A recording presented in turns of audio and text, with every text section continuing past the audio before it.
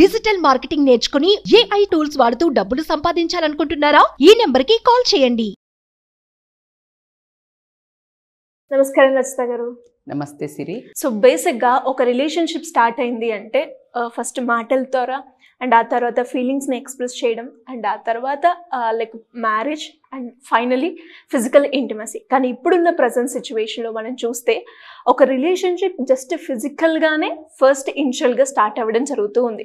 మరి అలా ఒక రిలేషన్షిప్ ఫిజికల్గా స్టార్ట్ అయిన దాన్ని మనం ఏ విధంగా డెవలప్ చేసుకోవచ్చు అంటారు? బేసికల్గా మీరు అడిగిన దాన్ని బట్టి నాకు అర్థమైంది ఏంటి అంటే, యాజ్ ఎవ్రీబడి నోస్, ఇవాళ మనం పెద్ద దాచి కొంతమంది ఇలాంటి టాపిక్స్ మనం ఎప్పుడైనా కొంచెం థంబ్నెయిల్స్ అట్లా చూడాలి అని మామూలుగా పెట్టినప్పుడు ఇన్ఫర్మేటివ్గా మీరు అన్నీ నేర్పిస్తున్నారా లేకపోతే చెడగొడుతున్నారా అని కొంతమంది మాట్లాడడం జరుగుతుంది. బట్ టు ద సర్ప్రైజింగ్ ఏంటంటే, బయట జరుగుతున్న వాటి మీదనే ఏమైనా కొంచెం ఒక సలహాదారులాగా, లేకపోతే ఇలా జరుగుతున్నాయి అని తెలియని వాళ్ళకి, మీ పిల్లలకి ఇలా జరుగుతోంది మీరు కేర్ఫుల్గా ఉండండానో, ఏదో ఒకటి ఇలాంటి ఎఫెక్ట్ వస్తుంది, ఇలా చేస్తే మీరు తొందరపడి ప్రాబ్లమ్స్ వస్తాయనో మనం ఒక ఆగా చేయటం అయితే జరుగుతోంది సొల్యూషన్ ఓరియంటెడ్గా.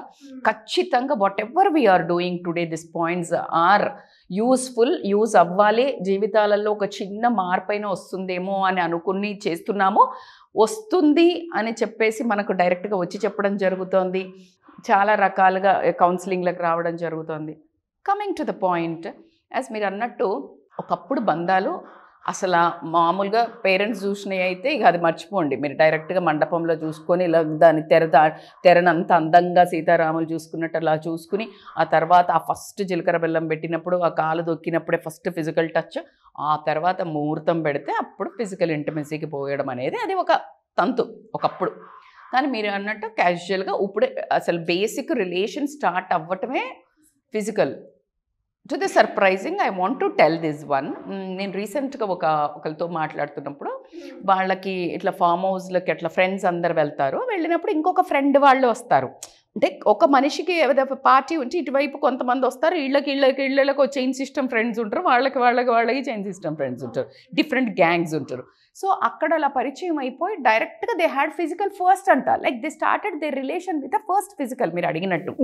సో ఒకసారి ఫస్ట్ ఫిజికల్గా కనెక్ట్ అయినప్పుడు అక్కడ కొంతమందికి నచ్చుండొచ్చు, గిల్ట్ తోట, లేకపోతే గిల్ట్ అని కూడా కాకుండా అదే సరే కమిట్ అయ్యాం కదా ఇద్దరము, సరే ఈ రిలేషన్ని ఎట్లా బిల్డ్ చేస్తూ లాంగ్ టర్మ్కి తీసుకెళ్దాము అంటే, మన లైఫ్లో ఈ అమ్మాయి కానీ ఈ అబ్బాయి కానీ ఉండాలి అని అనుకుంటే ఎలా నర్చర్ చేసుకోవాలి, because the most important precious thing అయిపోయింది. అండ్ ఏది ఇంత జరిగినా కానీ ఒక సెకండ్లో తుంపుకోవడానికి ఆస్కారం ఉంటుంది. So how to nurture this sensitive relation, very sensitive relation. ఎందుకంటే అంటే ఏదో టైం పాస్కి ఇది వీళ్ళకి అలవాటుగా ఫిజికల్ అయ్యే వాళ్ళ గురించి నేను మాట్లాడట్లేదు Siri. Because it is one night stand అనో, లేకపోతే వీళ్ళు కాకపోతే వాళ్ళనో, ఫిజికల్ ప్లెజర్ల కోసం కీప్ ఆన్ చేంజింగ్ వాళ్ళ గురించి నాట్ దిస్ టాపిక్. అలా కూడా ఉన్నారా అంటే ఉన్నారు, వీఆర్ నాట్ డిస్కసింగ్ ఆన్. మనం మాట్లాడేది ఏంటి అంటే, ఒక సిచ్యుయేషన్ వైజో అనుకోకుండానో ఎమోషన్స్ని కంట్రోల్ చేసుకోలేకనో, ఫిజికల్ ఫీలింగ్స్ని హార్మోన్స్ని కంట్రోల్ చేసుకోకుండా సిచ్యుయేషన్ డిమాండ్ చేసినప్పుడు మనలో మన సెన్సెస్ కోల్పోయి అనుకోని పరిస్థితుల్లో వాళ్ళు ఫిజికల్గా కలవాల్సి వచ్చింది. అంటే దే ఎంజాయిడ్. ఆ తర్వాత both are in a drama, both are surprisingly అరే అన్నట్టుంది. బట్ ఆ రిలేషన్ అంత మీరు అన్నట్టు ఎండ్ ఆఫ్ ద థింగ్, కానీ స్టార్టింగే పేర్లు పడ్డాయి. దెన్ ఇట్ ఈస్ లైక్ కొంచెం గట్టిగానే కష్టపడాల్సి ఉంటుంది ఇప్పుడు ఈ రిలేషన్ని నర్చర్ చేయడానికి. మేడం, ఇక్కడ ఒక చిన్న doubt.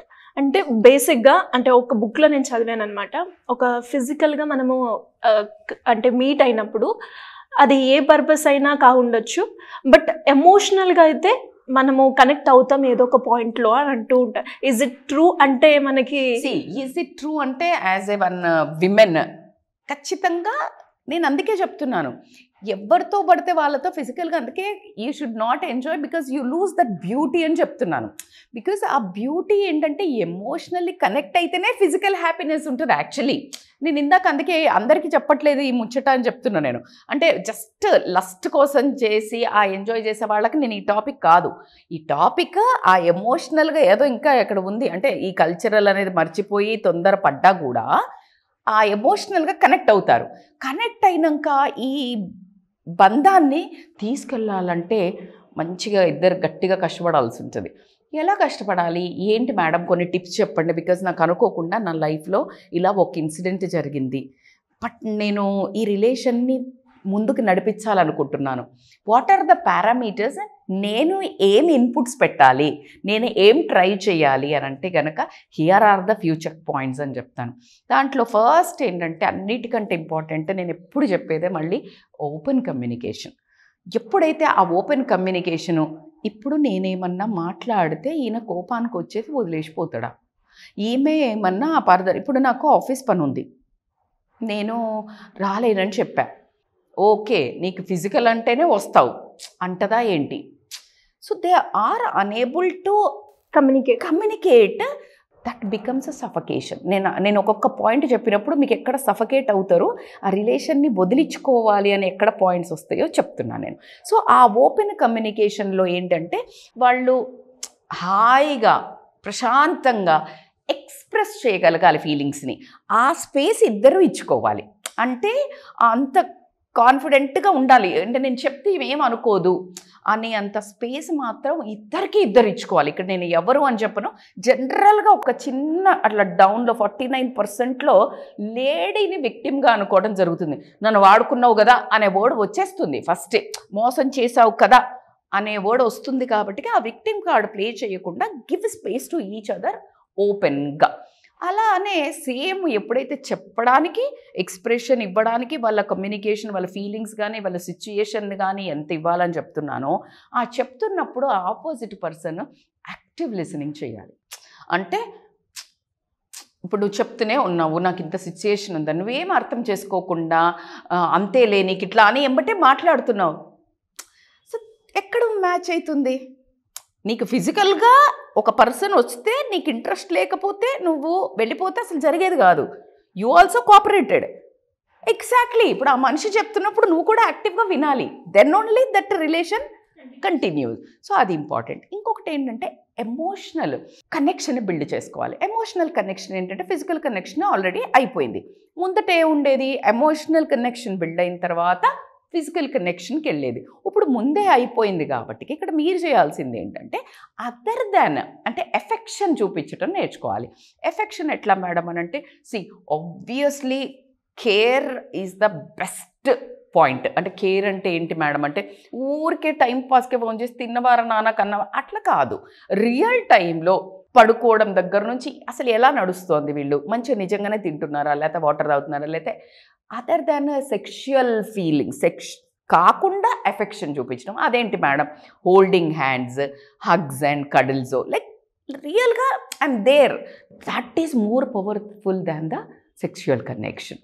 And coming to the point, depending upon ఈ ఫిజికల్ కనెక్షన్ అంటే ఇంటిమసీని ఎలా అంటే బియాండ్ సెక్షువల్గా తీసుకెళ్తేనే ఎమోషనల్ బాండ్ బిల్డ్ అవుతుంది. ఎమోషనల్ బాండ్లో మళ్ళీ నేను చెప్పినట్టు ఈ ఫిజికల్గా ఇలా ఎఫెక్షన్స్ వచ్చినాక కూడా డిపెండింగ్ అపాన్ యువర్ ఇంట్రెస్ట్, ఆ రోజు జరిగింది అది సిచ్యుయేషన్ అనుకోండి, లేకపోతే అనుకోని సంఘటనల వల్ల జరిగింది, అక్కడ దాకా వెళ్లకుండా కూడా you can have a small romance, you can have that, but you can maintain that emotional intimacy beyond your physical thing అని మాత్రం చెప్తాను. ఇంకా ఛాలెంజింగ్ ఏంటంటే ఒకవేళ ఫిజికల్ కాలేదనుకోండి, మీకు ట్రస్ట్గా ఇప్పుడు ఫర్ ఎగ్జాంపుల్ ఫోన్స్ అక్కడ ఉన్నాయి, వీళ్ళు ఎవరికి ఫోన్ వచ్చినా అంత రుబాబు ఉండదు, ఫోన్ చూపి ఫోన్ ఇవ్వు అనేది అది కూడా ఉంటుంది టాక్సిక్గా. బట్ ఫిజికల్ ఇంటిమసీ అయిపోయాక you should have a more trust and honesty బాగా బిల్డ్ చేయాల్సి ఉంటుంది. ఎందుకు అంటే ఇవాళ రేపు కాలంలో ఇది అయినాక కూడా పక్క గల్లీలోనే పక్క సైడ్కి ఇంకో పక్క చాట్లోనే ఇంకో బాయ్ ఫ్రెండ్ అని గర్ల్ ఫ్రెండ్ అని మెయింటైన్ చేసే రోజులు కాబట్టి ఆ పొసెసివ్నెస్ ఎప్పుడైతే టూ మచ్ బిల్డ్ అవుతుందో ఇన్సెక్యూరిటీ అనుమానాలు మొదలై ఫైట్లకు దారితీస్తుంది. కాబట్టి if you both are agreed ఏది ఓపెన్ కమ్యూనికేషన్లో మనం కలిసి ఉందాము, మనం ఇట్లా మన జర్నీని తీసుకెళ్దామని ఎప్పుడైతే డిసైడ్ అవుతారో trust and honesty is the key. అబ్బా ఏంటి మేడం అంటే ట్రస్ట్ ఎట్లా వస్తుంది మేడం అని అంటే ఖచ్చితంగా నో అంటే లైక్ ఓపెన్గా మీరు హానెస్ట్గా ఉండడం వస్తుంది. ట్రాన్స్పరెన్సీ, ఏం చేస్తున్నావు ఇప్పుడు ఫర్ ఎగ్జాంపుల్ ఫోన్ అక్కడ ఉంది, దానికి లాక్ ఉండాల్సిన అవసరం ఏముంటుంది? Let be very clear. లేకపోతే ఏమొచ్చేస్తుంది, టెన్షన్ వస్తుంది. సో ట్రాన్స్పరెన్సీ అనేది చాలా చాలా ఇంపార్టెంట్ ఉంటుంది. నువ్వు ఎక్కడికి వెళ్తున్నావు, ఏం చేస్తున్నావు. ఇప్పుడు ఫర్ ఎగ్జాంపుల్ ట్రాన్స్పరెంట్గా నువ్వు ఉన్నది ఉన్నట్టు ఇక్కడికి వెళ్తున్నా అని చెప్పావు, నువ్వు ఫ్రెండ్ కోసం అని చెప్పేసి. అనుకోకుండా అబద్ధం ఆడావు, అతను ఎక్కడికన్నా వెళ్తున్నాడు, లేకపోతే ఆమె ఎక్కడికన్నా నిన్ను చూసింది. What happen? సో ఆ ట్రాన్స్పరెన్సీ అనేది చాలా ఇంపార్టెంట్. ట్రస్ట్ ఎట్లా వస్తుంది? హానెస్ట్గా నువ్వు క్వశ్చన్స్ ఏదైతే కరెక్ట్ చెప్తావో అది బిల్డ్ అవుతుంది. అలా కాకుండా కన్సిస్టెన్సీ అంటే ఏంటి మేడం అంటే నీ బిహేవియర్ కన్సిస్టెన్సీగా ఉండటం. నువ్వు ఎలాగైతే ఈ రోజుకు ఒక రాగా మారుతున్నావు అనుకో, ఒక మాట చెప్పి ఒకసారి ఇక్కడ ఒకసారి అట్లా ర్యాండమ్ బిహేవియర్, అది నీకు అనుమానాలకు తావివ్వడం జరుగుతుంది. ఇప్పుడు ఒకరోజు మా అమ్మ వంటికి వెళ్తున్నా అని చెప్పావు, ఇంకొక రోజు తప్పించుకోవడానికి ఇంకోసారి కలువు అని అంటే ఇంకొకసారి ఫ్రెండ్ దగ్గరికి వెళ్తున్నాం. So this always creates random behaviour కాబట్టి అనుమానాలకు ఎక్కువ తాగు. అట్లాగే కాకుండా ఏంటి అని అంటే కాన్ఫ్లిక్ట్ రిజల్యూషన్స్ అంటారు. కాన్ఫ్లిక్ట్ రిజల్యూషన్స్ అంటే ఒక మనిషి అన్నాక పెళ్లి చేసుకున్నాకైనా, ఇద్దరు అక్క చెల్లెలకైనా, అన్నదమ్ములకైనా, వైఫ్ అండ్ హస్బెండ్కైనా, తల్లి గొడవలకైనా ప్రతి ఒక్కరికి డిసగ్రిమెంట్స్ అనేది కామన్. సో కాన్ఫ్లిక్ట్స్ రాకుండా ఏ బంధం ఉండదు. పని మనిషికి ఓనర్ అమ్మకు వస్తుంది, ఎక్కడ నువ్వు ఇంటీరియర్ ఉండి మాట్లాడుకుంటూ వస్తుంది, నువ్వు ఒక షాప్లో ఒక దగ్గర అప్పు పెడితే వస్తుంది, ఎక్కడ తీసుకో conflict is there. So honest disagreements ఉండేటట్టు చూసుకోండి. ఇప్పుడు ఒకవేళ హానెస్ట్గా డిసగ్రిమెంట్ వచ్చింది, డిసగ్రిమెంట్స్ కామన్, అది ఎలా సాల్వ్ చేసుకోవాలి, అది మనము జర్నీ చేయాలి అంటే ఇద్దరినిద్దరం అర్థం చేసుకొని ఎలా ముందుకు తీసుకెళ్దాము. ఓకే నీకు ఇది ఇష్టం లేదు ఈరోజు, సరే నేను ఈరోజు ఈ కూర చేస్తాను మనకి, లేకపోతే ఓకే లవ్ అఫేరే కాబట్టి ఈరోజు నువ్వు అన్న చోటుకి వెళ్దాము, రేపు నేను అన్న చోటుకి వెళ్దాం, లేకపోతే ఈ వీక్ నువ్వు నన్ను సపోర్ట్ చేయలేక. సో అట్లా డిసగ్రిమెంట్స్ను కూడా కనుక వీళ్ళిద్దరూ అర్థం చేసుకొని కనుక ఉన్నట్టయితే కనుక ఖచ్చితంగా ముందుకు వెళ్ళడానికి ఉంటుంది. అట్లా కాకుండా అపాలజీస్ను మెయిన్ ఫర్గివ్నెస్. ఇక్కడ ఒక దరిద్రం ఏంటంటే మీ ఇంటికి మా ఇల్లు ఎంత దూరమో మా ఇంటికి మీ ఇల్లు అంతే దూరం అనేది గుర్తుపెట్టుకోవాల్సి ఉంటుంది. నువ్వు తప్పు చేసి జనరల్గా ఒక క్యారెక్టర్ ఆల్వేస్ వాళ్ళు తప్పు చేసినా ఒప్పు చేసినా వాళ్ళదే, అంటే వాళ్ళు తప్పు చేసినప్పుడు వాళ్ళు సారీ చెప్పరు, వేరే వాళ్ళు తప్పు చేస్తే కాళ్ళ మీద పడి సారీ చెప్పాలి. ఇలాంటి ఒక క్యారెక్టర్ ఉంటుంది ఒక రిలేషన్లో. అట్లా కుదరదు, because already you both committed, this is a mistake done by both people. So కాబట్టికే ఈ రిలేషన్ ఎట్లా ఉండాలంటే apologies and forgiveness should be very genuine. నువ్వు తప్పు చేసుంటే అపాలజీ అడగడానికి వెనుకకే పోవద్దు, బికాజ్ అపాలజీ అడిగేవాడే ధైర్యవంతుడు, ధైర్యవంతురాలు, దమ్మున్నోళ్లే సారీ చెప్పగలుగుతారు. అట్ ద సేమ్ టైం ఒకవేళ అపాలజీ అడిగినప్పుడు ఊరికే ఇంట్లోనే చేస్తావని మళ్ళీ నోరు నెత్తిన పెట్టుకొని దాన్ని గొడవను కంటిన్యూ చేసి దాన్ని ఊరికే టాంట్ చేసి సతాయించకుండా ఫర్గివ్నెస్ కూడా ఇంపార్టెంట్. నువ్వు అడిగినప్పుడు నేను ఫర్గివ్ చెయ్యకపోతే అపాలజీకి వాల్యూ ఏముంది, ఉందా లేదా? అసలే లేదు. సో కాబట్టి apologies and forgiveness should go hand in hand. అట్లాగే క్వాలిటీ టైం రా బాబు, ఇక్కడ వస్తుంది కథ. ఎందుకంటే జనరల్గా ఫిజికల్ ఇంటిమసీ లేకపోతే ఏమవుతుందంటే నువ్వు ఏమన్నా అడగంగానే ఇంక ఇప్పుడు నాకు కావాలి కదా అన్నట్టు ఏం చేస్తారంటే రానంగానే ఇట్లా రెక్కలు కట్టుకొని గాల్లో తేలినట్టు ఉంది అనుకుంటూ ఉరికొస్తారు. కొంచెం అది తగ్గిన తర్వాత ఏమవుతుందంటే గర్ల్ ఎప్పుడన్నా అడిగినప్పుడు జనరల్గా ఇది గర్ల్స్కి అవుతుంది ఈ experience. When they want something, they ask something, negligence కనిపిస్తుంది. నెగ్లిజెన్స్ కనిపించే వరకు వీళ్ళకి ఈగో హర్ట్ అవుతుంది. అంటే అవునులే ఇప్పుడేమో సో ఇమ్మీడియట్గా వస్తుంది అనగానే వాడికి ఈగో హర్ట్ అవుతుంది.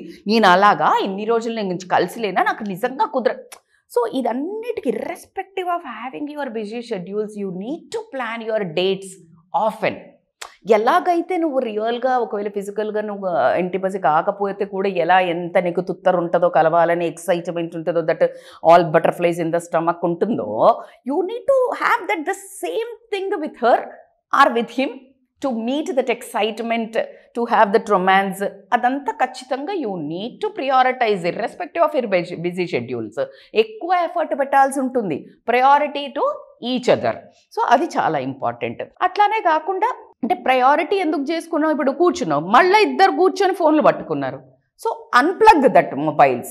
క్వాలిటీ టైం, అందుకే నేను చాలా క్లియర్గా మెన్షన్ చేశాను, quality time you need to mention. ఇవన్నీ చేసుకుంటూ వెళ్తున్నప్పుడు నీకు ఖచ్చితంగా ఇంకా మన ఫ్యూచర్ బిల్డ్ చేసుకోవాలంటే కావాల్సింది ఖచ్చితంగా పర్సనల్ గ్రోత్ అంటే ఏంటి? ఖచ్చితంగా కెరియర్ బిల్డింగ్ కానివ్వండి, ఒకరిదొకరు ఇప్పుడు నీకు ఈ జుజుబీలు మాట్లాడుకుంటూ ఇవన్నీ బిస్కెట్లు వేసుకుంటూ కూర్చుని ఒకరినొకరు ప్యాంపర్ చేసుకుంటే కడుపులోకి ఎట్లా వస్తుంది? రేపు ఫ్యూచర్ రిలేషన్కి ఈ పేరెంట్స్ ఆ పేరెంట్స్ అడిగితే you need to show your career, right? So దానికోసం అని ఏం చేయాలంటే ఇప్పుడు ఫర్ ఎగ్జాంపుల్ నువ్వు ఏమైనా చేస్తున్నాడు పని ఆయన, you need to support his growth. ఖచ్చితంగా ఒకరిదొకటి గ్రోత్ అవ్వడానికి ఖచ్చితంగా సపోర్ట్ చేయాలి. వాళ్ళ ఏదైనా పాజిటివ్ జరిగితే వాళ్ళ లైఫ్లో అచీవ్మెంట్స్ ఏమైనా సెలబ్రేట్ చేసుకోవాలి.